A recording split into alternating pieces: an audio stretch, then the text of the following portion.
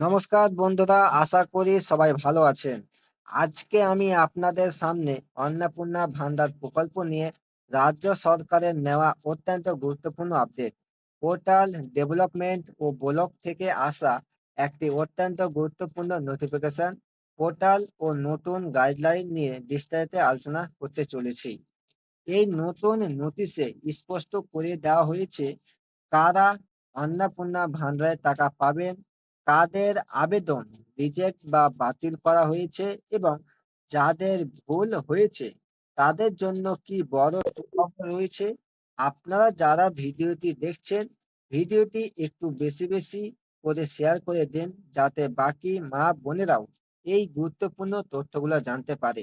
আপনারা যদি এই চ্যানেলে নতুন হয়ে থাকেন, চ্যানেলটিকে সাবস্ক্রাইব করে পাশে থাকা বেল আইকনটি অন করে দিবেন। ভিডিওটি ফেসবুকে দেখলে পেজটিকে ফলো করতে ভুলবেন না। চলুন ভিডিওটি শুরু করা যাক। তো দেখুন, প্রথমে দেখে নেব নাম ও আধার কার্ড সংশোধনের সুযোগ। তো দেখুন, প্রথমেই জানাই, যাদের নামে সাধারণ ভুল ছিল বা আধার ও ভোটার কার্ডের তথ্যে ভুল ছিল, তাদের জন্য সরকার পোর্টাল রিঅ্যাক্টিভেশন বা সচল করেছে।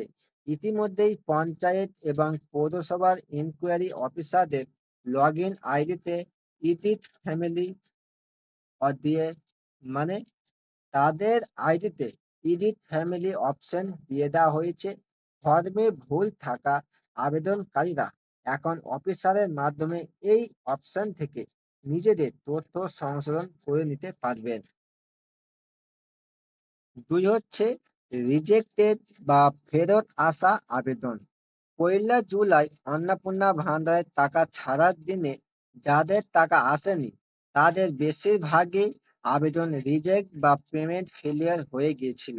সেই সমস্ত আবেদনগুলো এখন আবার ইনকোয়ারি অফিসারদের আইডিতে দেখাচ্ছে এবং সেগুলোর বর্তমান স্ট্যাটাসে আন্ডার ইনকোয়ারি লেখা চলে এসেছে। পঞ্চায়েত বা ব্লক লেভেলে এই তথ্যগুলো পুনরায় ভেরিফাই করা হচ্ছে। 3 হচ্ছে সাধারণ পাবলিক কি এডিট করতে পারবেন।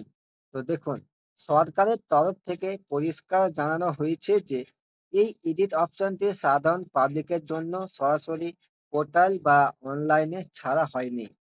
তাহলে আপনাদের কোথায় যেতে হবে? তো দেখুন, আপনাদের এডিটের জন্য পঞ্চায়েত অথবা পৌরসভার অফিসে যোগাযোগ করতে হবে। ওনারা ওনাদের নিজস্ব আইডি লগ ইন করে একমাত্র এই সংশোধনের কাজ করতে পারবেন। তো এর জন্য কি কি প্রয়োজনীয় ডকুমেন্টস লাগবে? তো দেখুন, আপনি মুখের কথায় কোনো কিছু এডিট করাতে পারবেন না। আপনার নামের বানান বা আধার নম্বর যাই ভুল থাকুক না কেন, তার স্বপক্ষে উপযুক্ত আসল বা অরিজিনাল ডকুমেন্ট বা প্রমাণপত্র সঙ্গে নিয়ে যেতে হবে। তো এবার দেখুন যে ভুল সংশোধনের পর চূড়ান্ত অনুমোদন প্রক্রিয়া। পঞ্চায়েত বা পৌরসভার ইনকোয়ারি অফিসাররা যখন আপনার অরিজিনাল কাগজ দেখে ফর্মে থাকা ভুলগুলো সংশোধন করে নিচে সাবমিট করবেন, তখন সেটি সরাসরি আপনার এলাকার বিডিও অফিসের ভেরিফাইং অফিসারের আইডিতে চলে যাবে। বিডিও অফিস থেকে সেই সংশোধিত ফর্মটি যাচাই করার পর যখনই ফাইনাল অ্যাপ্রুভ করে দেওয়া হবে, তখনই আপনার আবেদনটি সফল হবে।